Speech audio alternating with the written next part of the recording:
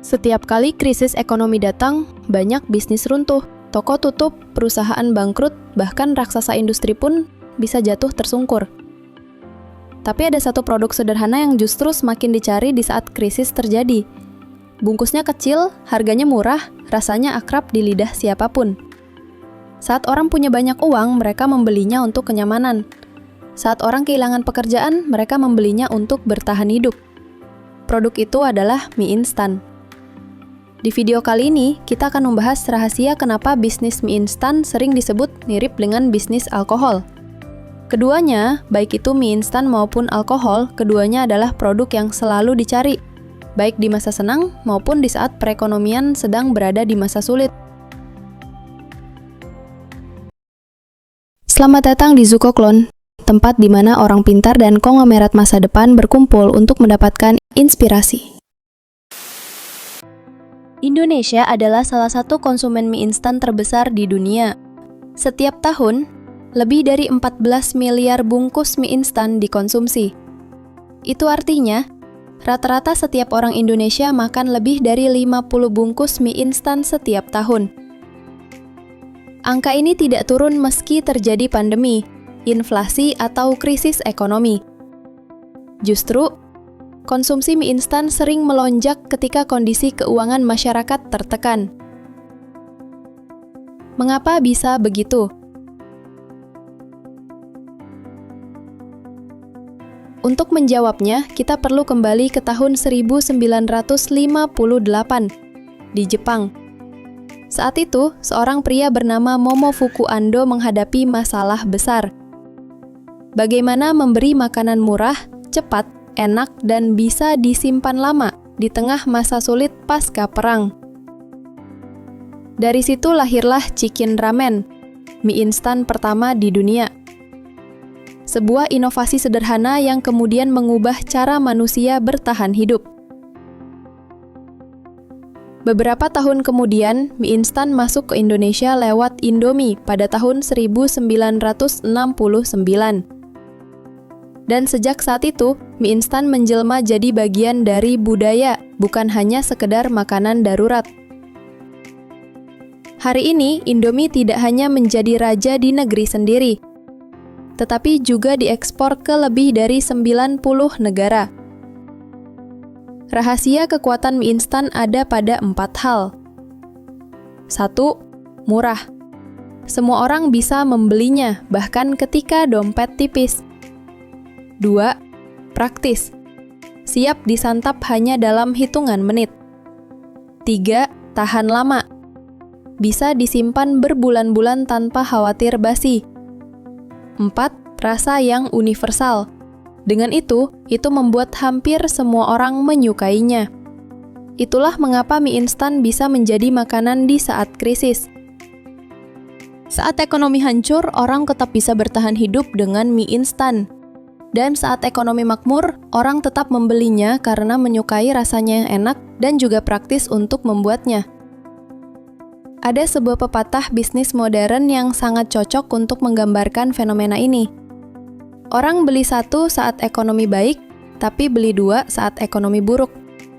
Inilah pola konsumsi yang membuat mie instan tahan banting. Saat ekonomi stabil, orang membeli secukupnya. Saat ekonomi krisis, orang justru menimbun lebih banyak. Fenomena ini sama persis dengan bisnis alkohol. Saat ekonomi bagus, orang minum untuk merayakan. Saat ekonomi buruk, orang minum bahkan lebih banyak untuk melupakan keadaan yang sedang dialaminya. Keduanya adalah bisnis yang tidak mengenal kata surut. Mie instan dan alkohol hanyalah dua contoh dari kategori produk yang disebut recession proof atau tahan resesi. Ada beberapa produk lain yang punya sifat sama, seperti rokok. Meski harga naik, konsumsi tetap stabil. Kopi. Orang tetap minum kopi meskipun harus berhemat di pos lain. Sabun dan pasta gigi, kebutuhan dasar yang tak bisa ditunda. Gula dan garam, produk sederhana tapi tidak tergantikan. Apa kesamaan semuanya? Mereka memenuhi kebutuhan dasar manusia, entah kebutuhan fisik atau kebutuhan emosional. Menurut World Instant Noodles Association, konsumsi mie instan dunia pada tahun 2024 mencapai lebih dari 120 miliar porsi. Dari angka itu, Tiongkok menduduki peringkat pertama. Indonesia berada di posisi kedua dengan lebih dari 14 miliar bungkus per tahun. Setelahnya ada Vietnam, India, dan Jepang. Menariknya, pola konsumsi mie instan di seluruh dunia menunjukkan tren yang sama. Angka tidak turun saat krisis, tetapi justru naik. Ini membuktikan satu hal. Mie instan adalah contoh sempurna dari bisnis yang mampu bertahan dalam badai ekonomi. Lalu, apa yang bisa kita pelajari dari fenomena ini? 1. Bangun produk yang tetap relevan dalam krisis. Jangan hanya mengandalkan produk yang laku di masa senang, dan pastikan produk tetap dicari di saat masa sulit. 2. Murah tapi bernilai. Kekuatan mie instan bukan hanya murah, tapi memberi rasa puas. Karena dalam bisnis, value lebih penting daripada sekadar harga. 3. Sederhana tapi universal. Mie instan itu sederhana, tapi bisa dinikmati semua orang. Produk yang universal lebih mudah untuk bertahan. 4. Menjadi bagian dari budaya. Indomie bukan sekadar merek makanan, tapi identitas. Ketika produk sudah jadi budaya, bisnis akan lebih sulit digoyahkan. Jadi, mengapa bisnis mie instan itu seperti bisnis alkohol? Karena keduanya sama-sama tahan terhadap krisis. Permintaan tidak menurun, malah sering meningkat. Pepatah itu benar adanya. Orang beli satu saat ekonomi baik, tapi beli dua saat ekonomi buruk. Dan di balik kalimat sederhana itu, ada rahasia besar tentang dunia bisnis.